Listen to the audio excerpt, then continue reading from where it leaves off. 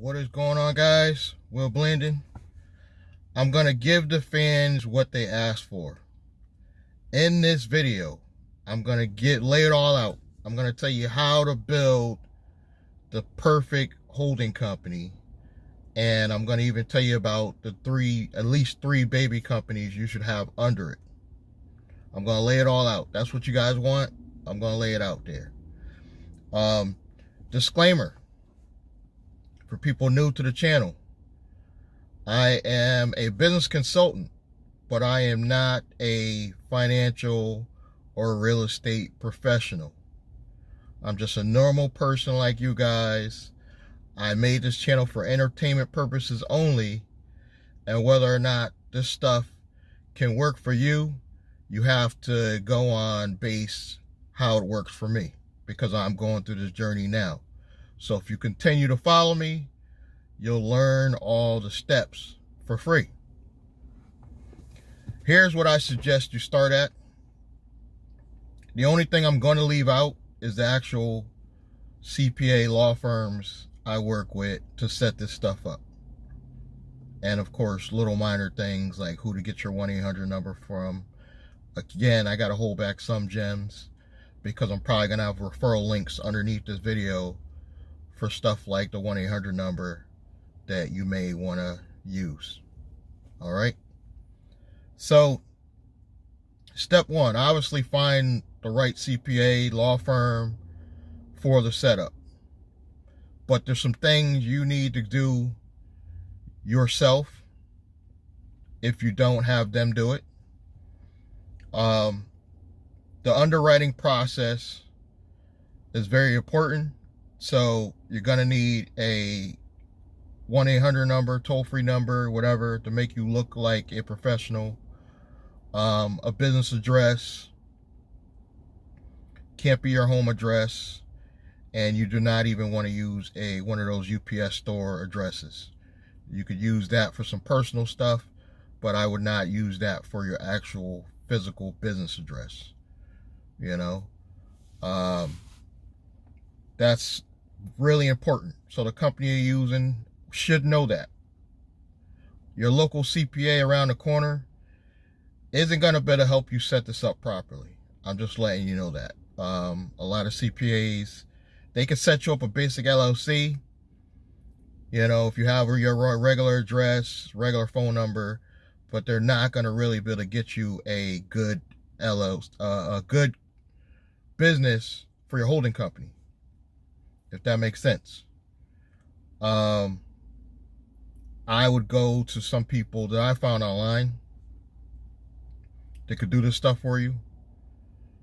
But the company you work with, obviously that's key. They're going to get you. Now you need to pick a state. Now, in my opinion, the holding company is going to shield you from lawsuits. So it's got to stay, you got to have some anonymity, meaning you don't want people to even know you own your holding company. So there's only certain states that will do that for you. It's kind of a myth, I think, with some of these local CPAs that tell you you have to set up your company or your holding company in the state you live in. You don't have to. So the whole point of the holding company for me, I could tell you what I did. I set it up in Wyoming. But consult your CPA or professionals on their opinion in what state. I use Wyoming because I know they keep everything anonymous as far as the owners of the company. You obviously would be listed as a operating manager, so you could do your day-to-day, open a bank account. You're going to be listed even as a president.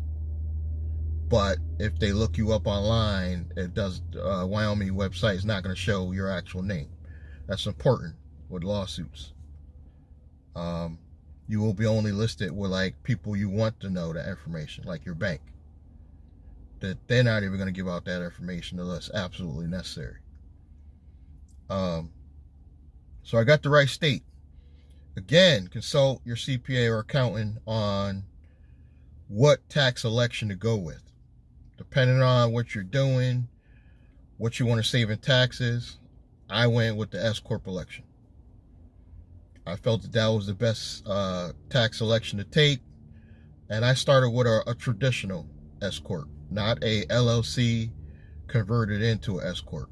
So I went with a C Corp, converted into a S Corp.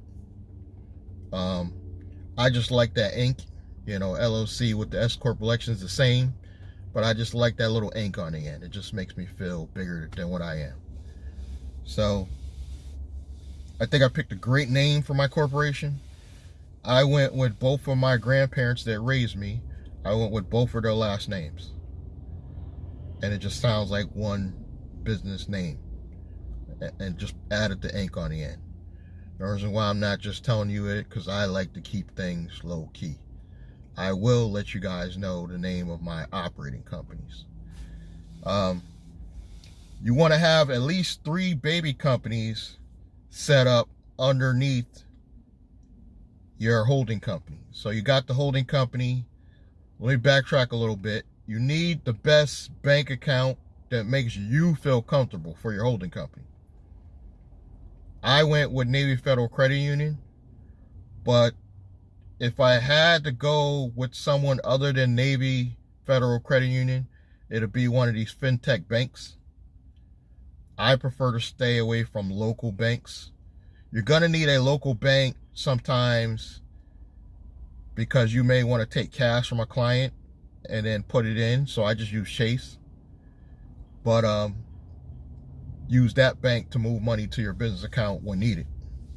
But I prefer, for the anonymity, a fintech bank would be good. But Navy Federal, I chose them because they're pretty generous. From what all my research, Navy Federal Credit Union has been very generous with personal and business loans. So what I did is use Navy Federal for my holding company account. I got a checking and savings. And then I also got a personal checking and savings. With Navy Federal, you got to open a personal account first. And they are a, armed forces type credit unions, but there's a lot of ways to get in. Watch my older videos on Navy Federal. I talk about how do you get in Navy Federal. But we're going to keep this video to just the main focus, building your perfect holding company. So now you pick the right bank. If you want to be low key, like I said, get a fintech bank.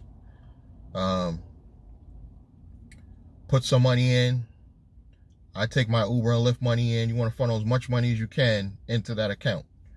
So if that means even money you're getting from your job and your side hustle, you need to come up with a side hustle to fund all this and to put money in your account on a consistent basis, because your job might not be enough. So now you finally got your holding company. You got the right bank you like.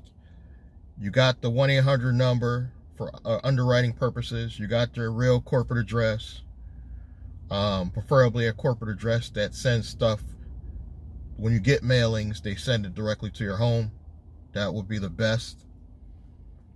Now you're ready to go under and start setting up some operating companies that are going to continue to fund your holding company. Go back to your side hustle. Whatever your side hustle is, make that one of your baby companies. Make your side hustle, turn that in, give it a name. That's another thing on your holding company. Keep the name really generic. You don't want anything specific. You want to keep it just a management company. You don't want to get complicated and make it an actual company, because it's going to help you on the credit building side. So keep it real generic. Back to your first baby company, operating company. That's your physical operating company. Pick something you're actually doing, your side hustle. It could be something simple as you cooking plates out of your house, and it's making you an extra $100, $200 a day. Put that money into that physical side hustle LLC that's going to eventually send money up to your holding company. You're not going to take that's another thing. These are going to be LLCs. LLCs are the best entities for flow-through tax purposes. You got to consult your CPA if you don't know what I mean. So these are all going to be LLCs. I have an S Corp holding company. All the baby companies are going to be LLCs. And it's great for partnerships as well, the LLCs. So you got your first side hustle, you turn into an LLC. Mine is transportation. I do Uber and Lyft. So that's going to be the first baby LLC. Another one. You got to have a separate LLC for an online presence. You got to set up some type of online business. I don't care what it is. It could just be your Instagram. If you got an LLC controlling your Instagram because you want to get a lot of followers and then hit them with whatever you're marketing or selling, that's what you're going to do. Brand it, put it under a name. It could, like I said, it could just be an Instagram account. You know, I chose my media company, Chania Business. I chose YouTube because I know eventually one day soon, hopefully, I'll make AdSense money. So that's going to be another LLC. That's my online presence. You got to have one business, I would say. Have it an online business, you know, because out here with this COVID, you don't know how things are going to go. An online presence is key to the success of the perfect holding company. Your third baby company is going to be an LLC in the state you live in, and this is going to hold your first piece of investment property. Me, hopefully next year, I'm going to go for a 2 to 3 family property. That's going to be under a separate LLC.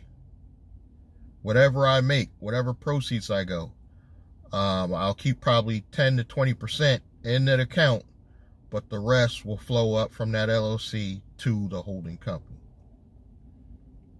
And you can even close on a mortgage, but I would not close in a mortgage in my personal name. I would try to do a trust at that point, close in the name of the trust, so they see on the deed the trust name. And then the beneficiary of that trust will be the LLC. A lot of people will say, I've even heard CPAs say, just transfer the deed out of your name directly into the LLC. I'm a little bit wary about that because there's a paper trail. They see that at some point it was your name and it moved to a LLC. They could assume that LLC is yours. That's why I say it might be worth doing the extra step with the trust. So they see you close in the name of a trust. So it went from the trust name to the LLC. They don't even see it going from the LLC because it's just a document that only you have to keep that says the person that actually owns the trust is the LLC. You're the only one seeing that document. All they see is the deed. And if they go look up that house, they see the name of the trust rather than just seeing your name and then it transferred to the LLC. I've even heard horror stories where they called a note due just because they saw that transfer where you took it out of your name, moved it to an LLC. But I just heard a CPA on YouTube just yesterday say he's never seen it happen. He says you could put a deed in your name, transfer the deed right over to an LLC, and he's never seen where the bank has called the loan due because of that transfer. So it's a risk. But I like to play it safe, especially in the very first property. I would rather go with the deed, close under the name of the deed, because a lot of banks will let you do that. They think you're doing it for asset protection. And then the beneficiary of that trust will be the LLC, but only you see that document. You know, so that's how I would work this. You have the perfect holding company. It's got 3 companies underneath it, baby companies, subsidiaries, you know, operating companies, whatever you want to call them. You know, I would probably have 3 YouTube channels and, you know, maybe more than one, so I have more than one online presence. And then eventually, obviously, I'm going to have more real estate investments. But I'm saying start with these 3 baby companies, and you have a perfect holding company right there. And then what you're going to have to do is start going after corporate credit for your holding company first. And the way you're going to do that is just start putting money in fintech banks. You're going to see a lot more fintech banks that just by opening an account with them, putting money in, even when they're federal, just putting money in your holding company, they're going to give you credit based on that. And then legally, you could take that credit, and let's say in my case, for my transportation company, I can actually use that credit, go buy a vehicle, put it under the name of my operating transportation company, and put a driver in there. And then that driver, from that proceeds, goes in back into the company, and it flows up to my holding company. And you only get paid from your holding company. You don't need to get paid from all these subsidiaries. Keep money in the baby companies. Keep a small percentage. I would say at least 10 to 20%. Flow all the rest up to your holding company. You are the only person that should get paid from your holding company unless you're married. You can have a married couple on one holding company. That's okay. But I wouldn't have a partnership situation for my holding company. That's just me. But what you can do is use your holding company to go into business with other people. That's what I do, or I'm going to do. So if you came to me and be like, well, let's partner up, let's create a whole LLC to do this, I won't partner with you in my name. I would use my holding company name and partner with you, and whatever percentage that company is making is going to send a check to my holding company. Layers. It's going to protect you from lawsuits, because if you are that partner and you do something crazy in that business, I can actually help you. If we see it coming early, we can move money out of that account to my holding company if you trust me as a partner. Or you can have your own holding company as a partner as well with me. We can both send up a percentage to our other holding companies, and whatever problems go on with that LLC, when the problems die down, we can send the money back to that business. That's only if we're trying to avoid a problem or a lawsuit, And you got to be careful with that, because it's got to be months in advance, because they're going to call you on that and be like, you moved the money just to avoid that situation. So it's got to be months in advance. It's if you see it coming. But even if you don't see it coming and my partner does something crazy, they're not coming after me. They're going to see the owner is my holding company. They don't see Will Blandon. So I'm shielding myself. I'm shielding myself from possible lawsuits that may come up. I like layers. That's just how I am. I don't plan on doing anything illegal. I want to be 100% transparent. But you don't have to do anything necessarily illegal for people to see you have a lot of money coming in and try to go after it. Or see you have a lot of partners and situations going on. I like to have layers. Now, this perfect holding company is the first holding company, meaning that this is only going to be used for residential real estate. So I would only put residential properties, maybe 1 to 3 family, under this holding company. When I'm ready to get in commercial, I would start a whole new holding company. And that holding company, my original holding company, could even be partners in that holding company. Because this will be like the starting holding company. But you can have a whole nother holding company, and just you and your company could be partners in. And there's other reasons why I do it like that. It's a different tax form, so they don't see all your residential properties listed on the main page of your taxes. It kind of helps shield that you have big real estate deals. And I would set that up in Delaware, not Wyoming, because the CPAs I talk to, they say when you get into big commercial deals, they want to see your holding company in Delaware. And because it's a partnership, I'll use an LLC, and it'll be a partnership holding company. But a percentage will be owned by me, a percentage will be owned by my original holding company, and even my personal home, I would not, because I plan on eventually going down south, buying a personal home to retire in. Even that home, I would not put in directly in my personal name. I probably would have that under my living will, and my living will actually own my S Corp holding company. And this is going to make it easy to transfer power of ownership to my one child that's very responsible. So this is going to make it easy for the transition. She don't have to go through probate. All the businesses and everything will be owned and controlled by my living will. And that living will be able to directly give power and beneficiary rights to my daughter. And hopefully, if I structure all this properly, the businesses will continue to operate without my daughter doing the day-to-day. She may have to sign some checks. That may be it.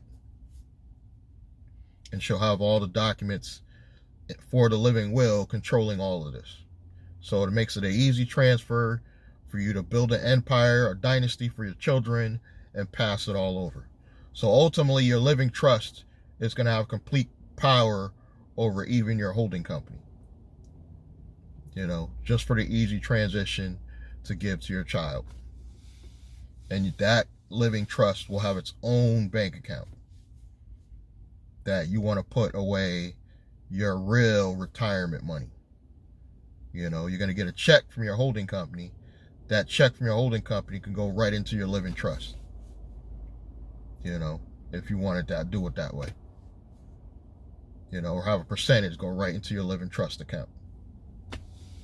Perfect. There you go. Perfect holding company. I'm spelling it all out. The only thing I'm not giving to you is the details of the companies I'm working with. Again, I said in the previous videos, I got to hold back some nuggets. But I'm laying it all on the line. This is how you build the perfect holding company. You want to have at least 3 subsidiaries under it. You want to pick the right low-key banks. And build a destiny, a dynasty for your family.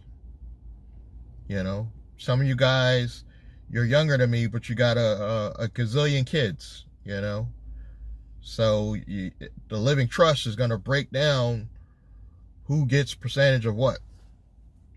Makes it really easy. Do all this before you get married, because you don't want that to come into play. Definitely if you get married, I'm going to have it where in my documents, every male employee has to have a prenuptial agreement. And that's not to screw the woman. I mean, you guys could decide in that prenup, this house goes to her, but you really want to have this because you don't want some young wife coming along that you met 5 years after you already built your holding company to come along and get half. You want to designate, okay, she can have this house and this percentage of money, but nothing from this business could be paid out for marital disputes. You can have that, and that trumps the marital law stuff. Again, check with your CPA if you got a crafty one. He will tell you, as long as you set this stuff up before marriage, even on you women, it's going to save you a lot of headaches in the event you get a divorce. You don't want to ever believe you're going to get a divorce, but let's be honest, there's a 50-50 chance it will happen. Especially you older guys, my age, messing with these sugar babies. Get this stuff in place before you start going to mess with sugar babies. That's my best advice to you. And don't let her know you own the company. If she has to know where your money's coming from, you tell her you're a president of a company, because you are. President of the company doesn't necessarily mean you're the owner. You're just a manager, a president. And the same thing with your investment properties. Don't tell these people you own the property. You're a project manager, whatever, property manager, whatever you want to call it. And then you just hire a handyman for the real physical stuff. This way they don't come to knocking on your door trying to ask for free rent. That was it. The perfect holding company. I know it seems simple, but it is not simple. It's not a basic LLC. You need the right company to set it up legit. And I'm going to tell you also the reason why I would never backtrack and try to change my original LLC into the holding company is because your name's already all over it.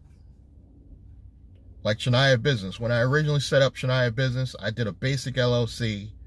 It was mine and my daughter's name on it. But I defaulted on some lines of credit. I'm going to be transparent with you guys.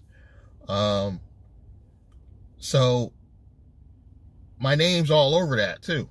So if somebody tried to sue me, nobody's coming after to sue me, but if somebody did, they would know directly who the owners are. So why would I try to make that my holding company when my name's all over it? It's in the state I live in. If they sue me, they're coming directly after me, even though the LLC is dissolved and, you know, I got to restructure it. They're going to come looking for me if they're looking for that company. So you want to start fresh. That's the easiest way I can tell you. Start fresh with a whole, doesn't matter if you got this LLC over here. Keep that. That's okay. Start a whole, take some of those funds, start a whole nother holding company separate, completely separate from that business. And if you absolutely gotta have that under your holding company structure, sell it to your holding company later. Actually do up the paperwork, you know, sit down with your lawyer, construct an actual sale, and sell it to your holding company. You know, and then it takes your name out of the equation. That's the legal way of doing it. I still would not do that because it still leaves a paper trail. Still leaves a paper trail that that company was owned by this company now, and they may start looking into your stuff and see who owns this holding company. You don't ever want eyeballs on your holding company if you can avoid it. But the anonymity and all that stuff would help shield who you actually are, you know, as the owner of the holding company, if done right. So I gave you a lot of nuggets in this video. I basically told you how you could turn around and take your existing holding company, your existing business, and turn it into a holding company simply by a sale, a physical sale. After you set up your real holding company, sell your regular business to your holding company. That's the way I would do it. I would not try to actually make this the holding company, put baby companies on it, because your name's all over it, already all over it. You know, keep the business, take it out of the equation, and make it one of your operating companies, not your holding company. That's just a safer route to go. But I rambled on long enough. This has been my holding company rant, you know, and this is the way to build a true, perfect holding company, I believe. And I'm in the process. I have a holding company now. I'm in the process of the corporate credit, and I'm going to keep giving you gems and nuggets as I'm going along this journey. This has been Will Blandon. Thank you for your support. Subscribe, like, and comment. Click the bell icon, and I'll catch you guys in the next video.